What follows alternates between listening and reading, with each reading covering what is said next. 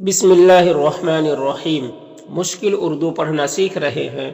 اردو کی کتاب گلستان ادب کے ذریعے سے الفاظ و معانی کی تشریح کے ساتھ ابھی جو سبق چل رہا ہے وہ ہے اس آباد خرابے میں، اختر الایمان کا لکھا ہوا آپ بیتی اس آباد خرابے میں۔ تو یہ سبق یہاں تک ہو چکا ہے، آج یہاں سے پڑھیں گے۔ تو چلیے آج کا سبق شروع کرتے ہیں۔ دیکھیے، رات چاندنی تھی، رات چاندنی تھی، کچی سڑک پر تھوڑی دیر چلنے کے بعد ایک بہت بڑا تالاب آیا۔ کچی سڑک پر تھوڑی دیر چلنے کے بعد ایک بہت بڑا تالاب آیا۔ ابا تالاب کے کنارے رک گئے، ابا تالاب کے کنارے رک گئے۔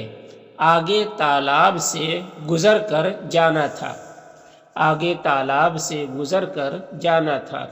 تھوڑی دیر سوچنے کے بعد ابا نے کہا، تھوڑی دیر سوچنے کے بعد ابا نے کہا، میرے پیچھے پیچھے آؤ، میرے پیچھے پیچھے آؤ، اور لاٹھی سے پانی ناپتے ہوئے تالاب میں، اور لاٹھی سے پانی ناپتے ہوئے تالاب میں اتر گئے، اتر گئے، اور دھیرے دھیرے لاٹھی سے پانی ناپتے ناپتے دوسری طرف پہنچ گئے، اور دھیرے دھیرے لاٹھی سے پانی ناپتے ناپتے دوسری طرف پہنچ گئے۔ تالاب سے گزرنے کے بعد راستے میں 2-3 باغ پڑے، مگر ابا نہیں رکے۔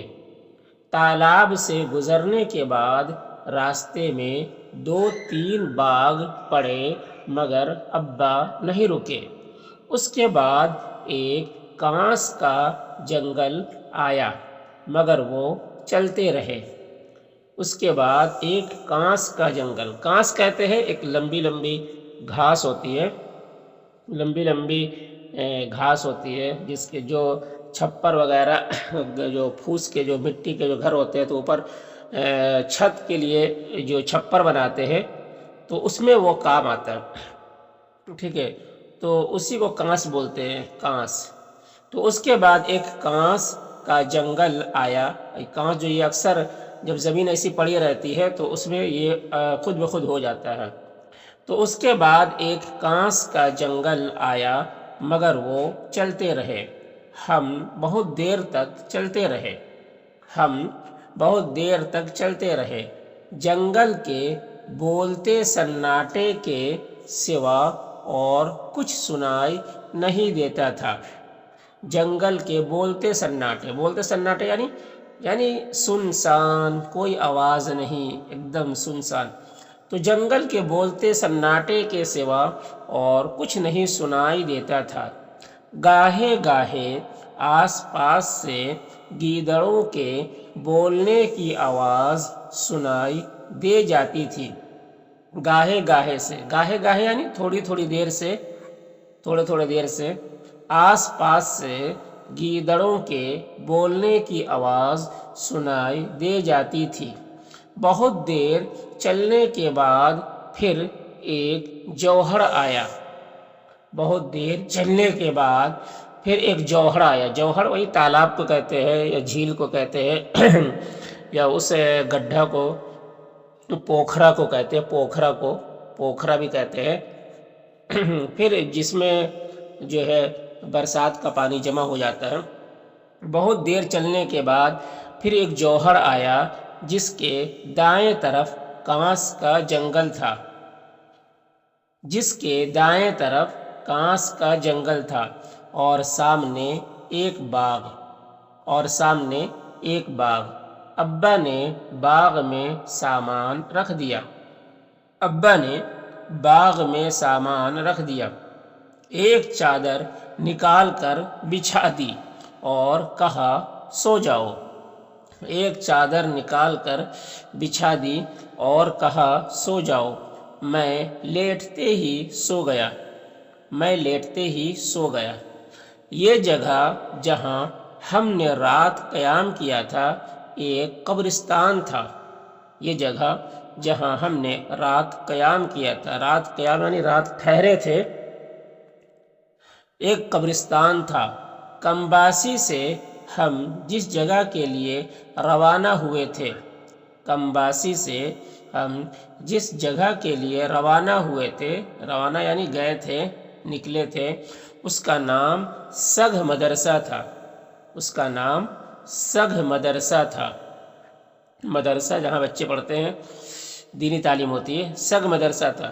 ابا نے، سگھ نام ہے مدرسہ، تو ابا نے ایک راہگیر سے دریافت کیا۔ ابا نے ایک راہگیر یعنی راستے میں چلنے والے سے دریافت کیا یعنی پوچھا۔ معلوم ہوا سگھ مدرسہ اس جگہ سے بہت قریب ہے۔ معلوم ہوا سگھ مدرسہ اس جگہ سے بہت قریب ہے۔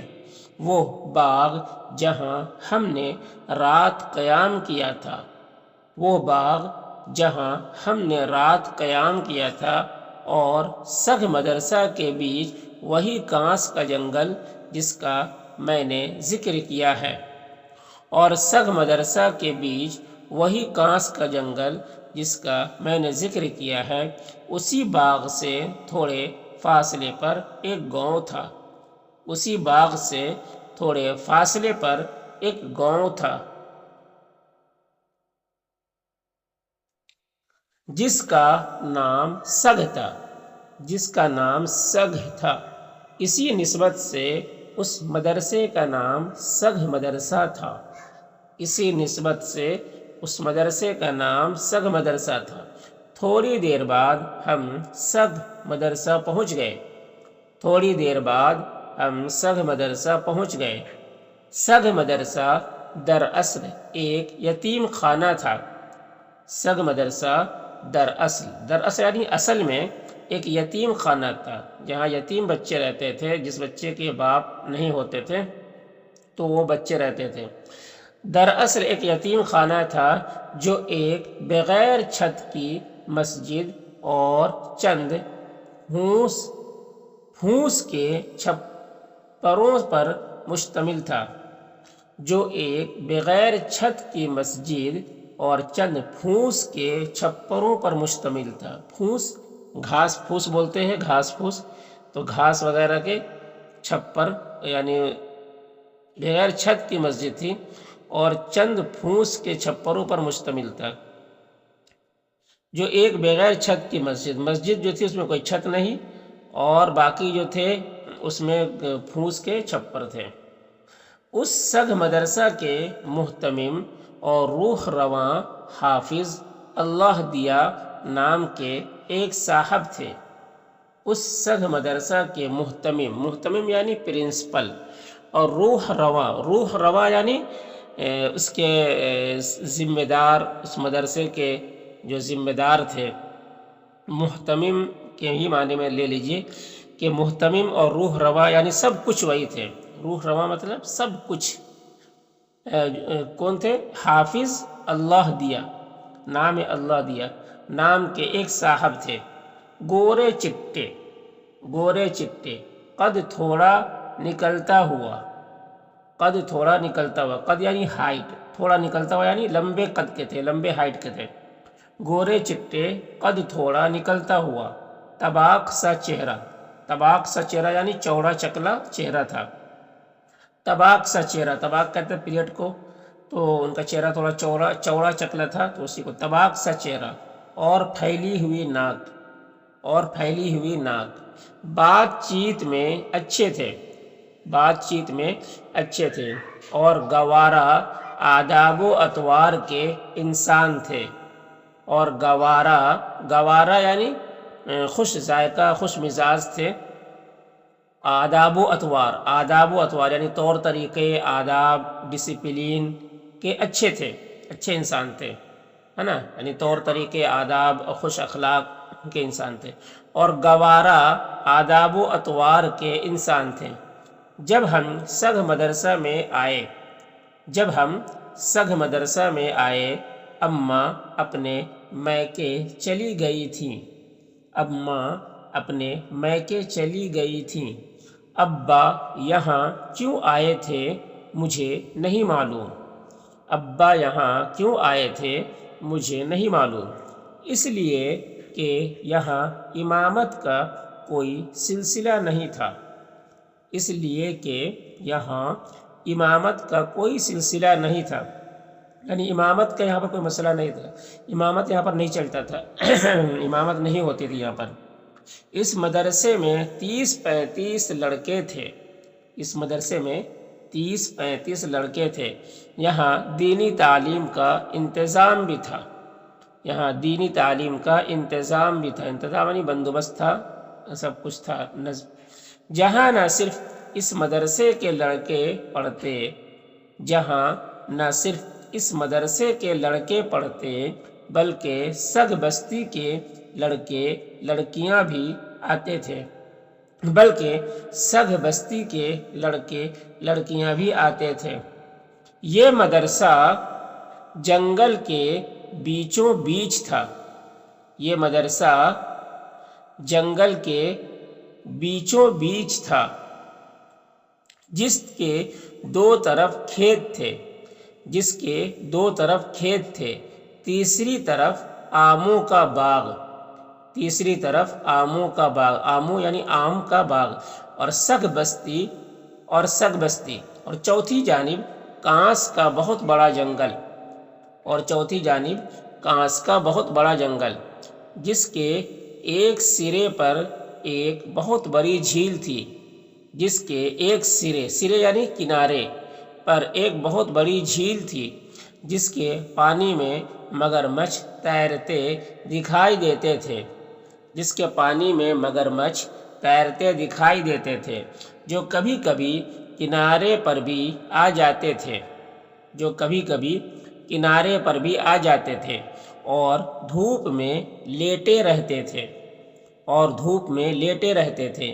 جھیل کا بیشتر حصہ نرسل اور پٹیرے کے جھنڈ سے پٹا ہوا تھا۔ جھیل کا بیشتر یعنی زیادہ تر حصہ نرسل یعنی جس کو یہ کہتے ہیں وہ گھاس ہے، گھاس وغیرہ جس سے چٹائی وغیرہ ٹوکری وغیرہ بناتے ہیں، جس پتے سے چٹائی اور ٹوپیاں وغیرہ ٹوکری وغیرہ بناتے ہیں تو اس کو نرسل کہتے ہیں۔ اور پٹیرے بھی یہ نرسل کی ہی طرح ہوتا ہے، اس سے بھی چٹائیاں وغیرہ بنائی جاتی ہے، اور جو چٹائی دیکھتے ہیں۔ جھیل کا بیشتر چٹائی یعنی جو پتے کے جو چٹائی ہوتی اس کو جھیل کا بیشتر حصہ نرسل اور پٹیرے کے جھنڈ سے پٹا ہوا تھا یعنی بھرا ہوا تھا، اس کے جھنڈ سے بھرا ہوا تھا۔ تو آج یہیں تک۔